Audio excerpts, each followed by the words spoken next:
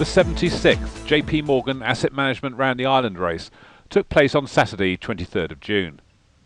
As dawn broke, more than 10,000 people, sailing on nearly 1,800 boats, were preparing for the 55-mile course, which started and finished off Cowes. A westerly breeze of 10 knots meant it was going to be a beat down to the Needles, and with forecasts predicting the wind building to 15 to 20 knots, there was a growing expectation that this year was going to be a fast race.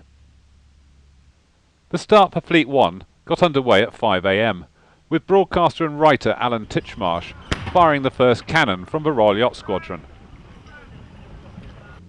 Mike Slade's 100-foot maxi ICAP Leopard immediately took the lead and soon left the rest of the fleet in its wake. This first group of starters included 4 Open 60s, 30 Group 0 yachts and 9 Clipper 68s. Artemis Ocean Racing led the Open 60s, but D. Cafari's Aviva was doing well on the island side of the channel.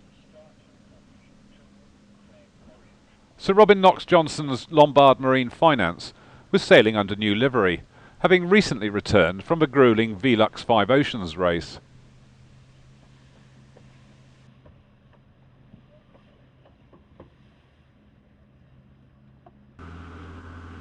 A vast range of craft, including sports boats, cruisers, multi-hulls, maxi yachts and classic yachts, can enter the Round the Island race. The entries are divided into a number of groups, which are in turn subdivided into a number of divisions. These are then arranged in 11 fleets, which started at 10-minute intervals from 5 a.m. until 6:40. The bulk of the fleet sail under IRC handicap, and each yacht has a fighting chance of winning the prestigious overall prizes.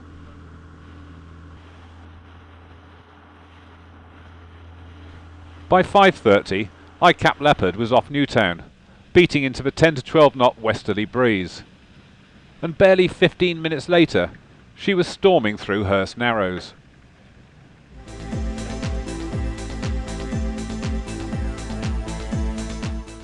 At 5:50, Fleet 6 was starting, comprising more than 200 yachts. By now, the start sequence was over halfway through, with 6 of the 11 fleets started and on their way.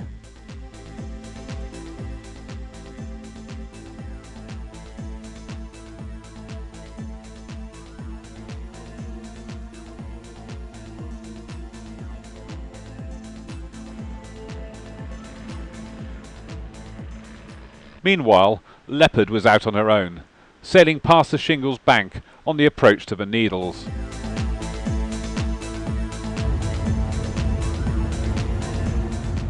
At 6:15, Leopard rounded the Needles and headed towards St Catherine's on a broad reach, reporting speeds of 19 to 20 knots. Like her predecessors, this far-designed Super Maxi is aimed towards the charter market, as well as winning races and making record attempts. With her removable interior, she can be transformed from racing machine to a luxurious charter yacht.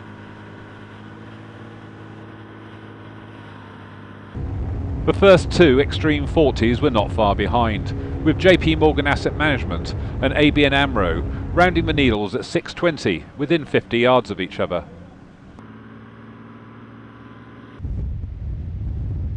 The Offshore Challengers Team Extreme 40, skippered by Nick Maloney, lost a man overboard. Team manager Charles Derbyshire was quickly picked up by their support rib and was soon back on board. The incident would disqualify them from the race, but they carried on to the finish in full race mode.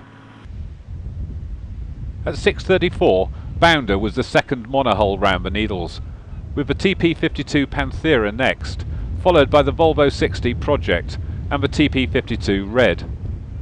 Artemis was the first Open 60 to round the Needles, with Aviva second and Lombard Marine Finance lying third. Bear of Britain got into a big tangle at the Needles when she dropped her spinnaker in the water, shredding it in the process. She lost a lot of ground as a result, losing half a mile to her sister ship, Chernihiv 2. Meanwhile, the Extreme 40 Basilica was forced to retire due to gear failure. The 3 remaining Extreme 40s stormed on towards St Catherine's in hot pursuit of Leopard, The boats were doing more than 20 knots through the 4 to 6 foot swells, making for some extremely lively sailing. Shortly after 7 o'clock, the first of the small multi-hulls rounded the Needles. At 7:09, Leopard was at St. Catherine's, having stayed close inshore as she approached the point. The extreme forties, however, headed more than a mile and a half offshore, before jibing and heading back towards the island under their asymmetrics. Leopard was a magnificent sight as she sailed on a spinnaker reach close inshore, giving the spectators a real treat at St. Catherine's and Ventnor. Back at the Needles, boats of all shapes, sizes and ages were jostling for position.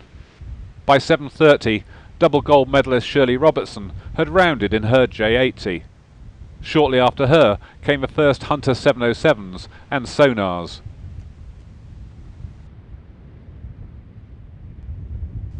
The Open 60 Artemis was the second place monohull at this time, passing St. Catherine's at about 7:45, closely pursued by Bounder in third place.